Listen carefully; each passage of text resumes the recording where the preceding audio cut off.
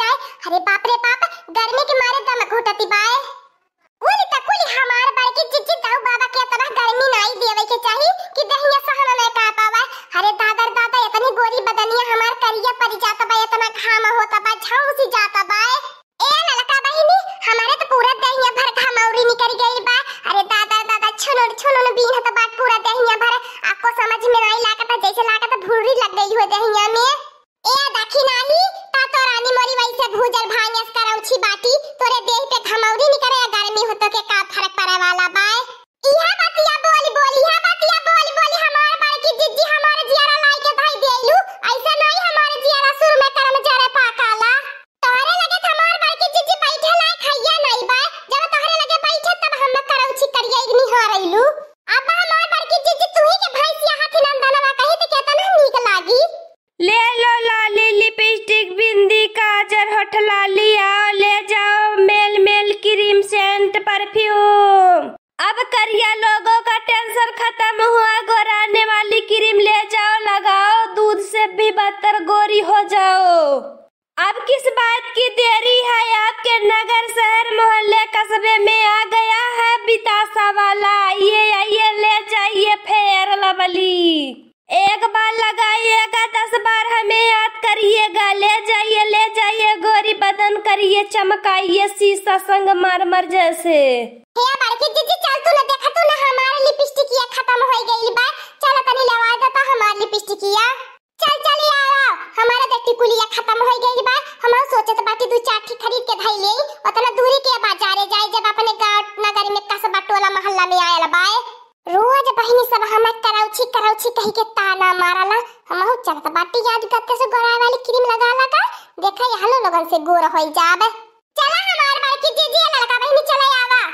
आप सभी को कहीं पर जाने की जरूरत नहीं है, हम आ गए हैं आपके पास। आइए हमारे ठेले के पास, आइए आइए हमारे ठेले के पास। इतनी दूर क्यों बैठी खड़ी है, आइए आइए देखिए। देखने में आप सबका क्या लग रहा है? लजाने शर्माने का वक्त खत्म हुआ, हमारे ठेले के पास आने का वक्त हुआ। आइए आइए ले जाइए, काले चेहरे को गोरा बनाइए, शीशा संगमरमर जैसे झलकाइए। हे भैया तनी टिकुली दिखावा त बढ़िया चमका हुआ झलका हुआ, ताकि लगावले के बाद तो दूरे दूरे ले झलके। जे देखा हमें सबका नजर आए कि हमारे टिकुली पे रुका ऐसा टिकुली दी है। हाँ हाँ टेंशन मत करो, उसी तरह टिकुली देंगे। बहुत अच्छा हमारे पास सामान है, ब्रांडेड सामान है। आइए ले जाइए लगाइए, हमको 100 बार याद रखिए। हे भैया हे तानी हमें गोराए वाला कौनो बढ़िया टिकुली में दे दे, ताकि हम लगाए कि हम दोनों मेहरारुन से गोरे लागी। करिए ललकी ई देखी नहीं या भातार काटी ऐसा कवर सामान खरीदती है, जाके कानवा में खुसुर फुसुर बतियावती बाय। मैं का मालूम बड़की जिज्जी की दखना जिज्जी कार लेती देती बाटी उन्हें को होई कुछ घटल बढ़ल। आप टेंशन मत करिए, हम आपको इस तरह क्रीम दे देंगे कि आप दोनों से गोरी हो जाओगी, बहुत ज्यादा गोरी हो जाओगी। हे भैया तब कवने बात का देरी बा, देरी मत करा। हमें गोराई वाली क्रीम फटाक से दे दिया। रोज हमारे दोनों देवरानिया जेठानिया मतलब बड़की जिज्जी ललका बहनी रोज ताना मारे नी करौछी कही के। जब गोरहर हो जात तब भी कैसे ताना मारे नी। का हो देखी रहा जिज्जी ई मनैया से करौला का खुसुर फुसुर बतियावती बाटू कब बनई से अकेला मने तू खरीदबू हमें के नहीं खरीदे देबू। मने जानत है ओपा बूढ़ा आ जाइए त कुछ लेवे देवे नहीं दी है। हे ललका बहनी ले तू काहे माने हम तू अकेला बाटी की तू ले ले, तू की जान लेवे देवे खोला लिया। खाली दूसरे के देख के छपटी आई छी आइलू। हे तू कंदार भैया तनी बढ़िया लिपस्टिक दिखावा त जन पक्की रहे, एक दिन लगाई 10 दिन ले मैं छूटे। हाँ हाँ महंगा मिलेगा थोड़ा।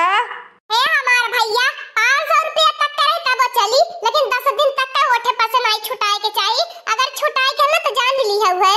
गारंटी है मैडम जी, नहीं छुटाएगा। ले जाइए लाकमी का लगाइए। हे भैया जल्दी से देता ना गोराई वाली क्रीम, ये का दाई तुहर कहाई के परी। माने बेचे यार बाटे के तमाशा लगावे यार है दूठ मेहरान के देख के मजाक करी करत बाटा, सामान एक नहीं दिखावत देत बाटा। ए मैडम जी लीजिए, स्क्रीन शाइन क्रीम है, यही लगाइए, आप बहुत गोरी हो जाएंगे, चमकेंगी।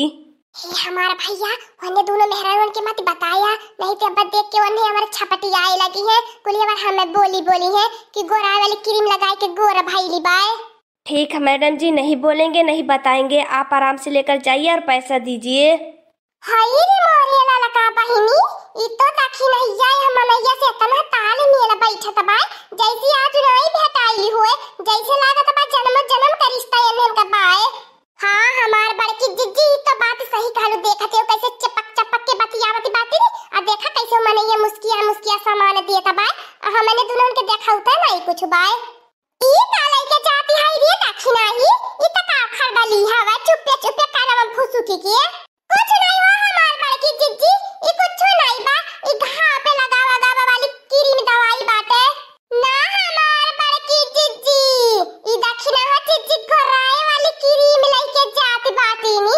हाय रे मोरे बापा, अब हमारे घर में इतनी रुपया ई फराती हो गइल बा, इतनी रुपया बाहर आ गइल बा कि गोराए वाली क्रीम लगी।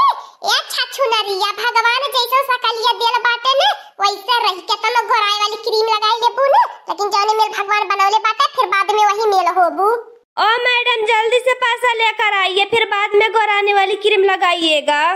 इतना कहां पे नाच पिटाउनु, चली जाए हमारे दुआरवा पर से, तू आया घरे मेहरान के बहका क्रीम देत बाटा, कौन नाच पिटाउनु नाच कटाउनु, तू हैया माई उठाई के ले जा नदी गड़ौनु। हे बड़की जिज्जी काहे दुकानदारवा के बोलती बाटू, मने लानी हम त काहे दुकानदारवा से बोलती हो, तू कहिए चाहबा नहीं कर तो कि हम हो गोराई जाई ताकि ताना मारी। चला भतार काटी अब बूढ़त बतावत बाटी, तब अब बूढ़ा तो हर फैसला करिए तो कुल गोराई वाली क्रीम निकाल ली है एक झटका में। बड़ी अजीब औरतें हैं, इनके घर लाकर हम मेकअप का सामान पहुंचाते हैं, उल्टे हमसे झगड़ा कर रही हैं। हां तो मेकअप का सामान बेचू, चमड़ा उजारा वाली क्रीम न बेचू। हे बड़की जिज्जी जाएगा मने तनी करी यही लगा के गोरा हरिया हो जाइए त काहे तू है इतना तकलीफ पीरा होती है। जहां बात सन्नाई मार के भतार काटी चुपचाप रहू। हे देखिए भतार काटी क्रीम लगाई के हमार बराबरी करी है, ने लगा भाई दे क्रीम लगाई के गोर बनी है हमारी की नहीं, तब भतार काटी और हमारे में कौन अंतर रह जाई। ठीक है मैडम जी, पैसा लेकर आइए, नहीं तो हमारा क्रीम वापस कर दीजिए। जा रहे हैं दूसरे गांव में लेकर, आप सभी के पास तो हम कभी लौट कर नहीं आएंगे। ए भतार काटी कर वापस क्रीम कर। ए हमार बड़की जिज्जी हमराई वापस करब लगाई गोराई वाली क्रीम, समझलू कि नहीं, हमें मालूम बात हमें देख के जाती होबू तोहरे चलन फील होत होई, सोचती होबू कैसे दक्षिणा ही गोराई जाई लगाई के। लाई जा दक्षिणा जिज्जी लगावा तू, बड़की जिज्जी खावा देख लेबे, मैंने बड़की जिज्जी तू तकलीफ का लागत बा, मैंने अपने घर का सदस्य दक्षिणा जिज्जी बाटिन गोराई जे तनी निकाह में लगी है वा का हमने मेल मिले लगी है, वो तो हम नहीं चाहता हनी भतार काटी हमारे मेल मिले। आज की जुग में बहनी क्या भला नहीं मना सकत, समझलू कि नहीं, सब सोची खाली हम ही सुंदर लागी। हाँ दोस्तों, आज का कार्टून कॉमेडी वीडियो तक